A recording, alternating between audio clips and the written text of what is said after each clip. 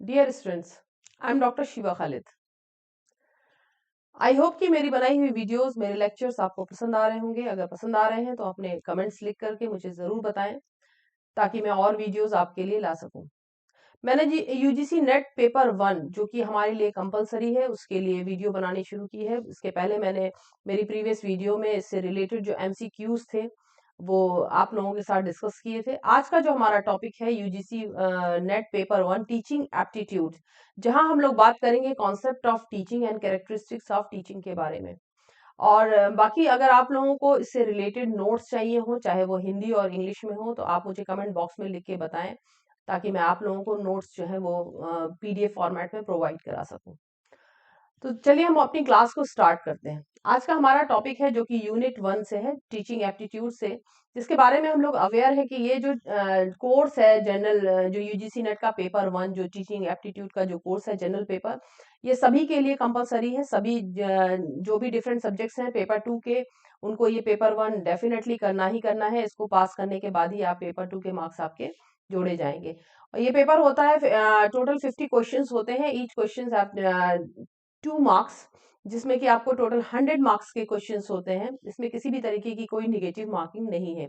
और इनके टोटल का जो पैटर्न होता है पेपर का, वो होता है एमसीक्यू बेस्ड। चलिए अपनी वीडियो हम स्टार्ट करते हैं। सबसे पहले हम जानेंगे टीचिंग क्या है। हम लोग जानते हैं कि जो हमारा नेट है, जिसको हमको क्वालिफाई करके या तो हम लेक्चरशिप के लिए या असिस्टेंट प्रोफेसरशिप के लिए, या अगर हम जेआरएफ क्वालिफाई करते हैं तो हम रिसर्च के लिए एलिजिबल हो जाते हैं किसी भी यूनिवर्सिटी और कॉलेज में इंडिया में। तो इसके लिए हमारा जो टीचिंग असेसमेंट है वो मोस्ट इम्पॉर्टेंट है, जिसके लिए ये पेपर हमको क्वालिफाई करने पड़ते हैं, जहाँ पे हमारे जो टीचिंग एप्टीट्यूड्स हैं वो क्या है उसके बारे में हमें अवेयर होना चाहिए। और उसमें कुछ क्वेश्चंस जो है सिलेबस में जो है वो आपके आते हैं, जनरल नॉलेज से रिलेटेड होते हैं, आपकी जनरल अवेयरनेस से रिलेटेड क्वेश्चंस है, आपकी टीचिंग एप्टीट्यूड से रिलेटेड क्वेश्चन है, थोड़े से मैथमेटिकल क्वेश्चंस भी होते हैं, कुछ जनरल एप्टीट्यूड के क्वेश्चंस होते हैं। तो ये सारे जो पेपर है, इसके बाद जो दूसरा पेपर होता है वो आपका कंपलसरी पेपर होता है।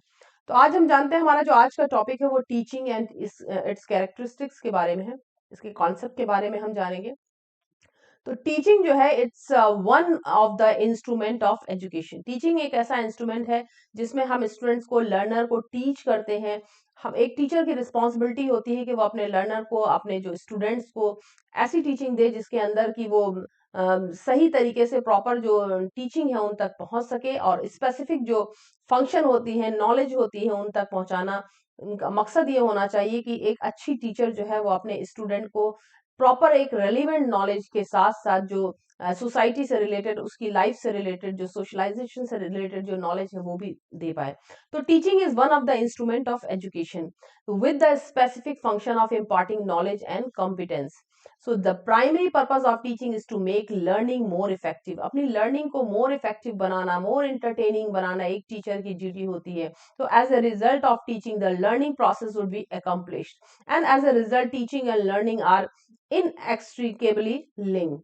तो टीचिंग और लर्निंग जो प्रोसेस है वो एक दूसरे से लिंक होते हैं। तो एक अच्छा टीचर जो होता है उसका लर्निंग प्रोसेस भी कभी खत्म नहीं होता, क्योंकि जब भी हम अपने स्टूडेंट्स को टीच करते हैं तो टीच करने के साथ साथ बहुत सारी जो चीजें होती हैं वो हम खुद भी सीखते हैं। तो एक अच्छा टीचर जो होता है उसका लर्निंग प्रोसेस, कभी भी हम ये नहीं कह सकते कि हम टीचर हैं तो आई नो एवरीथिंग, हमें कभी अब सीखने की या समझने की कोई जरूरत ही नहीं है। ऐसा पॉसिबल नहीं है, क्योंकि हम टीचर हैं तो हमें ज्यादा सीखने की जरूरत है। हमको एक अच्छा लर्नर भी होना चाहिए। तो टीचिंग का जो कॉन्सेप्ट है, it's a process through which one person instruct और टीचेज अनदर। यानी जो टीचिंग का प्रोसेस है, इसमें एक जो टीचर होता है अपने स्टूडेंट को इंस्ट्रक्शंस देता है, उनको जो अपने उनके टॉपिक से रिलेटेड या उनके सब्जेक्ट से रिलेटेड इंफॉर्मेशन उन तक पहुंचाता है। So teaching is defined at the act of giving instructions to student in a classroom setting. एक क्लासरूम की जो सेटिंग होती है जिसके अंदर एक टीचर अपने स्टूडेंट्स को इंस्ट्रक्शंस देता है।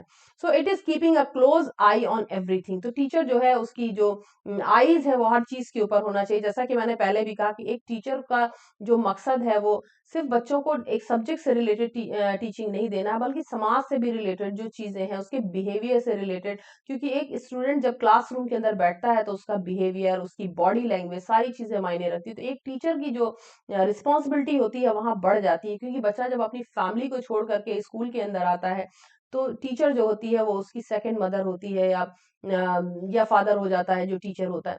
तो एक सेकंड मदर की तरह से या आप एक पेरेंट की तरह से अपने बच्चों को, अपने स्टूडेंट को आप गाइड करते हो, तो उनसे एक अटैचमेंट आपका मोस्ट इम्पोर्टेंटली आपको अटैच होना चाहिए अपने स्टूडेंट के साथ, ताकि आप उनको प्रॉपर गाइडेंस दे सके। ना कि हम एक एज ए टीचर हम आए क्लासरूम में और दूसरों को बस नॉलेज दी और चले गए, हमें इससे मतलब नहीं कि बच्चे ने सीखा या नहीं सीखा, उसका बिहेवियर कैसा था। एक अच्छा टीचर तभी हो सकता है जब वो अपने बच्चों को प्रॉपर तरीके से एक गाइडेंस दे, क्लासरूम में बैठने के एटिकेट्स बताए, एल्डरली से कैसे बात करनी है, एटिकेट्स आने चाहिए, टीचर से कैसे बिहेवियर होना चाहिए, अपने पीयर ग्रुप में क्या बिहेवियर होना चाहिए, एक अच्छी टीचर की ड्यूटी है। So, do it sees in as circumstances manipulation in which the learner acquires skill and understanding by his own initiative. And so, teaching is an action that leads a student to learn and acquire desirable information and abilities as well as desired social behavior. तो teaching जो है वो एक ऐसी learning है जहाँ पे student सीखता है अपने teacher से, एक desirable information लेता है अपने subject के लिए और desirable information लेता है अपने social behavior के लिए कि उसको किस तरीके से behave करना है। क्योंकि हमारा जो यूथ है, हमारा जो स्टूडेंट है, उसके ऊपर ही हमारे जो कंट्री का फ्यूचर डिपेंड करता है। तो हमें ये ध्यान रखना चाहिए उसको टीच करने के टाइम कि हम उसको सही नॉलेज दें, क्योंकि आने वाले जब वहां से वो निकलता है तो एक सोशलाइज मेंबर बन के निकलना चाहिए, क्योंकि उसको समाज में उसी तरीके से बिहेव करना होता है। उसका पूरा फ्यूचर और एक इंडिविजुअल का पूरा फ्यूचर, स्टूडेंट का पूरा फ्यूचर डिपेंड करता है उसके टीचर पे, उसकी टीचिंग पे। So it is a method of organizing the student, instructor and other variables in order to achieve predefined goals. सो टीचिंग की जो डेफिनेशन है अलग अलग थिंकर्स ने अलग अलग तरीके से दी है। तो एच.सी. मॉरिसन जो है उन्होंने डिफाइन किया है, teaching is N intimate contact between the more mature personality and the less mature personality. More mature personality कौन हुई? टीचर, क्योंकि उसके पास नॉलेज होती है, वो मैच्योर होती है टीचर, वो अपने बच्चों को, उसको पता रहता है कि अपने स्टूडेंट को हमें क्या नॉलेज देनी है। और लेस मैच्योर वन यानी द स्टूडेंट, स्टूडेंट जो होता है उसके पास नॉलेज नहीं होती है, वो नॉलेज गेन करने आता है। तो teaching is a intimate contact, एक कॉन्टैक्ट होता है बिटवीन द मैच्योर पर्सनैलिटी यानी टीचर और स्टूडेंट के बीच का। जैक्सन कहते हैं कि teaching is a face to face encounter between two or more person, एक का दूसरे पर्सन से फेस टू फेस इंटरेक्शन होता है, one or whom teacher intends to effect certain changes in the other participant, यानी स्टूडेंट के ऊपर change effects डालता है टीचर, इन्फ्लुएंस होता है टीचर का उसके ऊपर, बहुत सारी चीजें जो है स्टूडेंट अपने टीचर से सीखता है। सो जेबी हॉग एंड जेम्स के डंकन का कहना है कि teaching is N actively with 4 phases, curriculum planning phase, यानी करिकुलम किस तरीके का होना चाहिए, जो बच्चों को सीखना है वो करिकुलम कैसा होना चाहिए, इंस्ट्रक्टिंग फेज यानी हमारा इंस्ट्रक्शंस कैसा होना चाहिए, एन इवेलुएटिंग फेज, और इवेलुएशन कैसा होना चाहिए, किस तरीके से इवेलुएट करना चाहिए। तो 3 डिफरेंट फेजेस से टीचिंग जो होती है वो होकर गुजरती है, यानी सबसे पहले करिकुलम से, करिकुलम प्लानिंग, बेस्ट प्लानिंग होनी चाहिए, इंस्ट्रक्शन का प्लानिंग जो होनी चाहिए कि किस तरीके से हमें इंस्ट्रक्ट करना अपने बच्चों को, अपने स्टूडेंट्स को, एंड देन जो तीसरा फेज होता है वो है इवेलुएशन का, किस तरीके से फेयर इवेलुएशन हमें देना है। So this definition presents the organizational aspect by which we can describe and analyze the teaching process. So NL gauge जो है डेमोक्रेटिक पॉइंट ऑफ व्यू से देखते हैं और कहते हैं कि teaching is interpersonal influence and aim at changing the behaviour potential of another person. तो टीचिंग जो है वो एक इंटरपर्सनल इन्फ्लुएंस होता है जो कि जिसका कि एम होता है सामने वाले के यानी स्टूडेंट के बिहेवियर को चेंज करना, उसकी पोटेंशियलिटी को देखना और उसको जानना समझना, उसको निखारना एक टीचर का रोल होता है। सो क्लार्क जो है वो कहते हैं कि teaching refers to activities that are design and perform to produce in students behaviour. इसके बाद हम देखते हैं कि we can define teaching according to the following 3 viewpoints. Number 1, authoritarian, किस तरीके की अथॉरिटी है, डेमोक्रेटिक और laissez faire. That means authoritarian का मतलब हुआ according to this point teaching is an activity of memory level only, यानी मेमोरी लेवल तक होनी चाहिए। This teaching does not develop thoughts and attitude in the student. तो this जो authoritarian type की जो टीचिंग होती है वो स्टूडेंट्स के अंदर थॉट को, यानी जो उनकी अपनी सोच को डेवलप नहीं करती, उनके एटीट्यूड को डेवलप नहीं करती, it's known as thoughtless teaching. जो कि थॉटलेस टीचिंग होती है, अपने स्टूडेंट्स को एंकरेज नहीं करती है। This teaching is teacher centric criticism of the teacher. तो इस टाइप की जो टीचिंग होती है वो क्रिटिसिज्म है टीचर के लिए। तो डिफरेंट जो अथॉरिटेरियन, यानी जो हमने कह दिया बस वही है, बच्चों के अंदर उसकी थॉट को, क्रिटिकल थिंकिंग को डेवलप ना करना। तो एक टीचर की जो सबसे बड़ी ड्यूटी होती है, अपने स्टूडेंट्स की क्रिटिकल थिंकिंग को डेवलप करना होती है। उसके बाद है डेमोक्रेटिक टीचिंग। तो according to this, teaching is done at understanding level, यानी जहां तक समझा जा सके, समझ में आनी चाहिए। So memory level teaching is prerequisite concept is first memorise and then understand, यानी पहले उसको याद करो और उसके बाद उसको समझो। उसके बाद है such teaching is known as thoughtful teaching, यानी यहाँ पे क्रिटिकल जो थिंकिंग है वो बच्चों की अंडरस्टैंडिंग जो है, स्टूडेंट की अंडरस्टैंडिंग जो है वो डेवलप करती है। तो according to this point of view, teaching is an interactive process, यानी यहाँ पे एक इंटरैक्टिव प्रोसेस होता है टीचिंग का, जहाँ पे वो अपने स्टूडेंट से इन्वॉल्व होती है, क्लासरूम में टॉक करते हैं, डिस्कशन होता है, which take place between teacher and student. तो जितना ज्यादा डिस्कशन होगा, जितना ज्यादा ये इंटरैक्टिव सेशन होगा, उतना ही ज्यादा स्टूडेंट्स की जो स्किल होगी लर्निंग की वो डेवलप होगी और वो सीखेंगे। थॉटफुल टीचिंग इसी को कहा जाता है, जहां बच्चा जो है वो अपनी उसकी क्रिटिकल थिंकिंग जो है वो डेवलप हो सके और वो सीख सके। So here students can ask question and criticise the teacher, and here students can ask the question and self discipline is insisted. So अब लेसेस फेयरी जो एटीट्यूड है, it is known as reflective level teaching. ये reflective level teaching होती है, it is more difficult than memory level and understanding level of the teaching. So memory level and understanding level teaching are must for the reflective level of teaching. तो जो memory level और understanding level की जो teaching वो must है reflective teaching के लिए। it is highly thoughtful activity, जहाँ पे जो क्रिटिकल थिंकिंग है, क्रिटिकल एक्टिविटी है स्टूडेंट्स की, वो डेवलप होती है। In this level both students and teacher are participant, यानी दोनों ही पार्टिसिपेट करते हैं, दोनों ही एक्टिव मेंबर होते हैं दिस काइंड ऑफ टीचिंग में। तो दिस लेवल प्रोड्यूसेस इनसाइट, जो इनसाइट नॉलेज होती है स्टूडेंट के अंदर, ये जो लेवल होता है वो प्रोड्यूस करता है। अब हम लोग आते हैं nature and characteristics of teaching के लिए। तो teaching is a social and cultural process which is plan in order to enable an individual to learn something in his life. तो टीचिंग जो होती है वो एक सोशल और कल्चरल प्रोसेस होता है, जो प्लान करता है इंडिविजुअल को सीखने के लिए through out the life. So we can describe the nature and characteristics of the teaching in different way.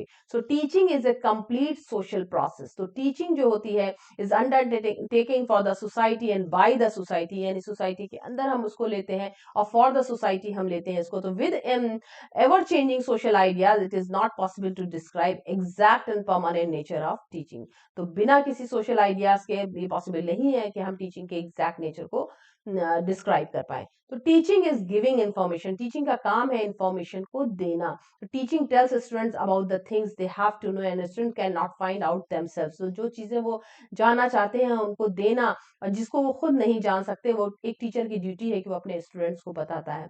तो communication of knowledge is an essential part of teaching. जो कम्युनिकेशन नॉलेज है वो एसेंशियल पार्ट है teaching का। तो teaching is an interactive process, जहां पे teacher और स्टूडेंट के बीच का इंटरेक्शन होता है। The teaching is an interactive process between the student and the teacher sources, so which is essential for the guidance, progress and development of the student. तो जितना मोर इंटरेक्शन होगा उतना ज्यादा जो उसकी क्रिटिकल थिंकिंग होगी वो डेवलप होगी स्टूडेंट की, वो सोचेगा, उसकी समझने की ताकत जो है वो बढ़ेगी, वो चीजों को खुद समझ पाएगा। तो अच्छा टीचर वही होता है जो थॉट को डेवलप करे, ना कि हमने जो बता दिया बस उसको रटना है और रटने के बाद बस उतना कर दो, पास होके निकल जाना है। एक अच्छे टीचर की ये डेफिनेशन नहीं हो सकती। एक अच्छा टीचर कभी भी अपने बच्चों को सिर्फ ये नहीं बोल सकता कि रटो और रट के आके एग्जाम दो और पास हो जाओ। अच्छा टीचर जो होता है मोर इंटरेक्टिव होता है, अपने बच्चों के अंदर की जो थॉट होती है उसको जगाने की कोशिश करता है कि जागो, खुद से सीखो, चीजों को सीखो।